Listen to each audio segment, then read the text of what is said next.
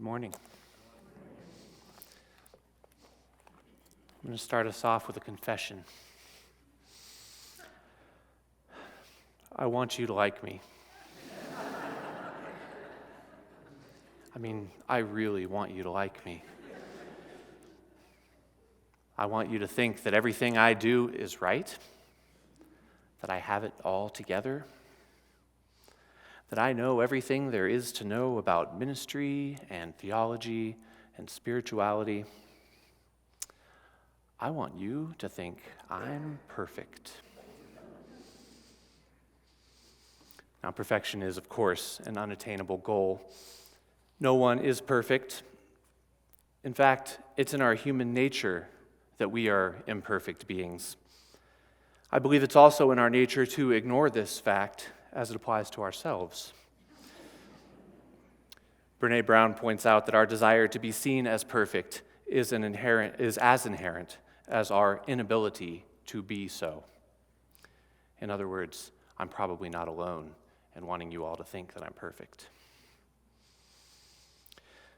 But I quite often find my pursuit of perfection to be more of a hindrance than it is helpful. In early December, as I prepared my last sermon on cold anger, I found myself getting caught in the desire to make it absolutely perfect. I wanted the ideas to be clearly presented. I wanted the examples I used to illustrate my points to be spot on. I wanted it to be full of humor and insight. I wanted it to flow naturally and effortlessly, and I wanted the combination of its exquisite content and my impeccable delivery to captivate your attention and win your admiration. And so, motivated by this perfect vision, I worked. I read and I researched. I plumbed the depths of my own existence. I reflected. I wrote. I revised and edited. And I wrote some more. I started weeks ahead of my sermon date, and I was still doing it in the days leading up to the sermon, and still doing it the night before the sermon. That Saturday night, I stayed up most of the night writing, revising, and editing in my attempt to produce the perfect sermon. I got almost no sleep. I feel sorry for the attendees of the first service that day. In my tiredness, I missed cues, I misspoke, I verbally stumbled over my carefully crafted words. By the end, I felt like I should issue a public apology. Today's sermon, Good Enough, was born out of that experience. Of course, there are times when perfection is important. I certainly want the civil engineers designing freeway bridges to double and triple check their calculations before construction begins.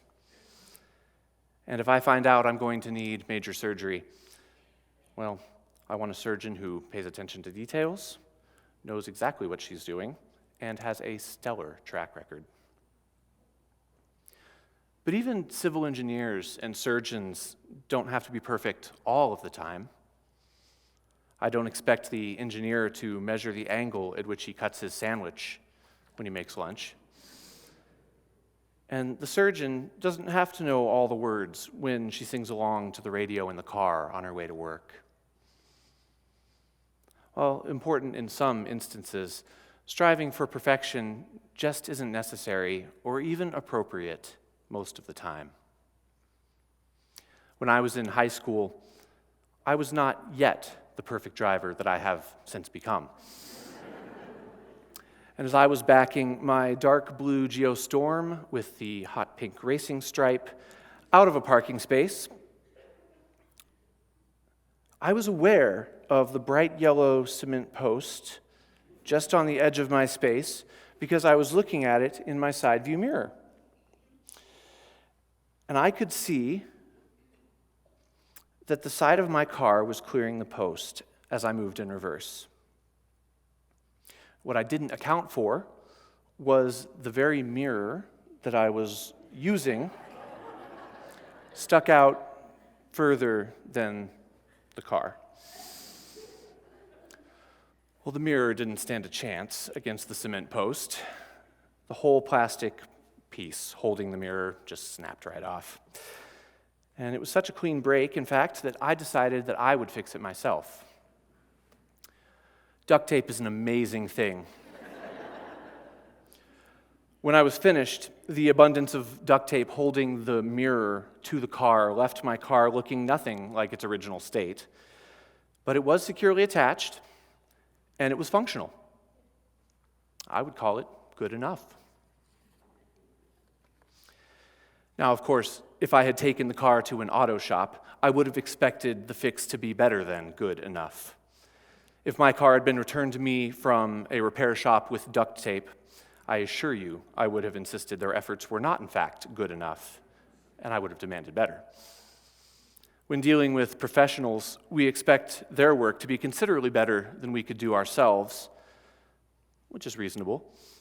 And sometimes we expect perfect or near perfect results.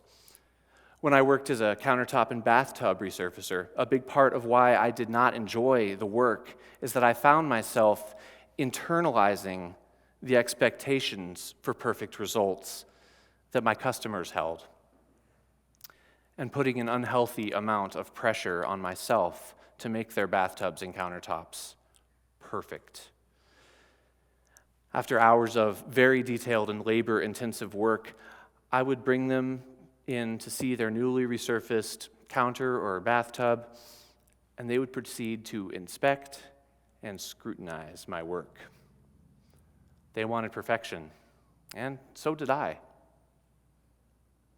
And while I certainly do believe that professionals should be held to a higher standard than we would hold ourselves to, perfection is perhaps an unrealistic and unreasonable expectation that sets us and them up for unhappiness and disappointment. While the bar for professionals is set higher, there might still be some wisdom and definitely some compassion in a willingness to accept a level of good enough rather than perfection. Now, up until this point, our discussion, our exploration of good enough has been about doing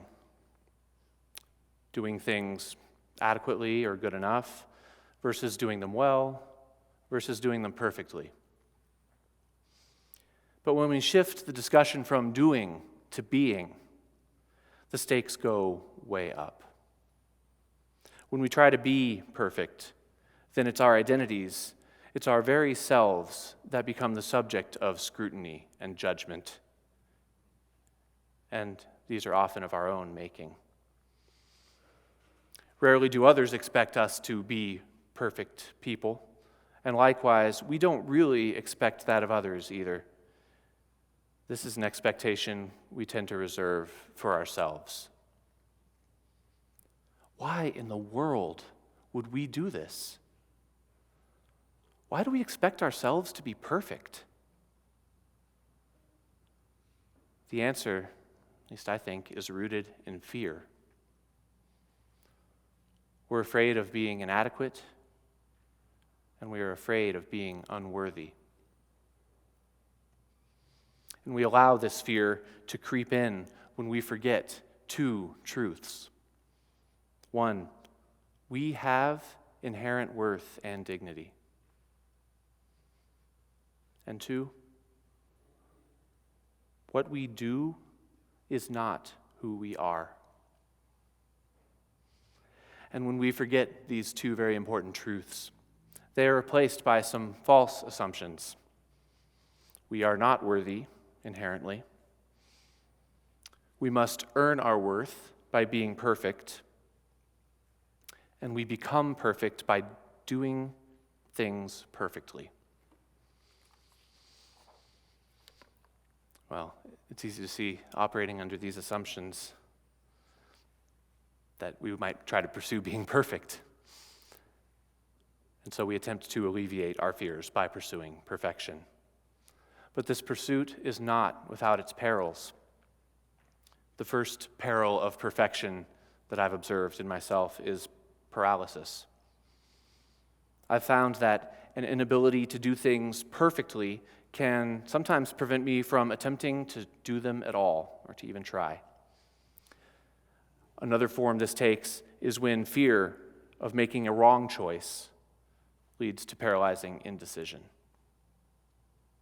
Now, whether through inaction or indecision, paralysis occurs when I forget that my value is inherent and cannot be negated by doing something poorly or choosing incorrectly. The second peril of perfection is pressure to produce. If I forget that my worth is inherent, I can fall into belief that I am not enough. When I think I'm not enough, I often try to compensate by doing too much. An inability to recognize enough often leads to not knowing when to stop or slow down or recognize our limits. The third peril is the pressure to prove. When I forget that my worth and dignity is inherent, I find myself attempting to prove my self-worth by doing and performing perfectly. Which, of course, I don't, and I can't. The fourth peril of perfection is shame. When I set perfection as my goal and then fail time and again to achieve it, I might begin to feel shame as I internalize my identity as a failure. And the fifth peril of perfection is that it trains us to focus on the flaws. When a mindset of perfectionism is trained to find the flaws, it becomes easy to lose appreciation for the beauty in the world or to miss the potential that it holds. Through this lens, the lens of perfectionism, the world can look broken and disappointing. And these are just some of the harmful effects of trying to be perfect. There are many more, to be sure. But I think the most compelling reason against trying to be perfect is its source. The desire to be perfect comes from a place of fear and inadequacy. We pursue perfection not for the sake of improvement, but to prove our worth and often to convince ourselves and others that we are something other than we actually are. Not only is perfection unattainable, it is deceptive. And unpleasant as the picture is that I've just painted, the grip of perfectionism is strong. Some of you, I would imagine, would describe yourselves as perfectionists. I won't ask for a show of hands. I know the term applies to me, at least regarding some things. But recognizing the hindrances that it has caused in my life, I'm attempting to embrace good enough as an antidote to perfectionism.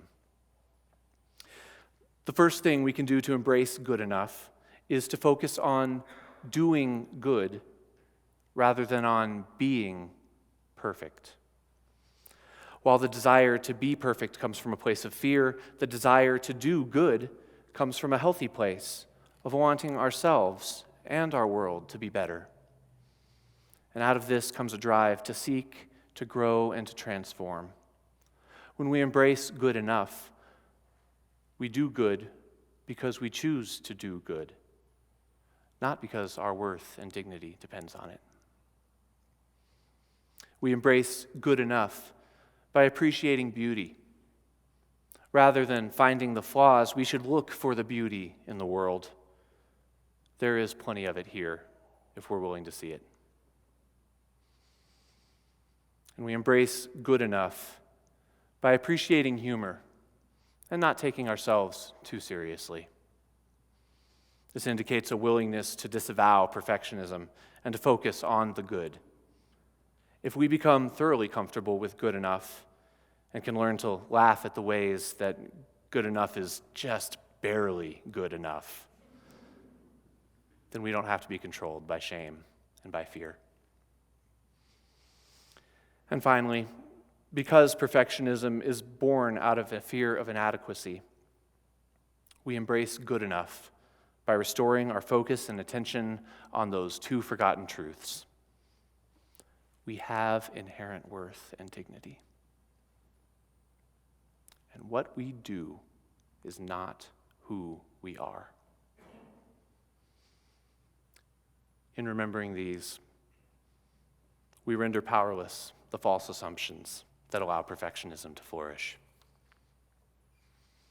And when we accept these truths fully and deeply within ourselves, and not just acknowledge them in our heads, but feel them in our hearts and carry them in our souls, then we can laugh at our fears. We can affirm our inherent worth and dignity, and we can choose to do good. We may not be perfect, but we can be better than perfect. We can be good enough.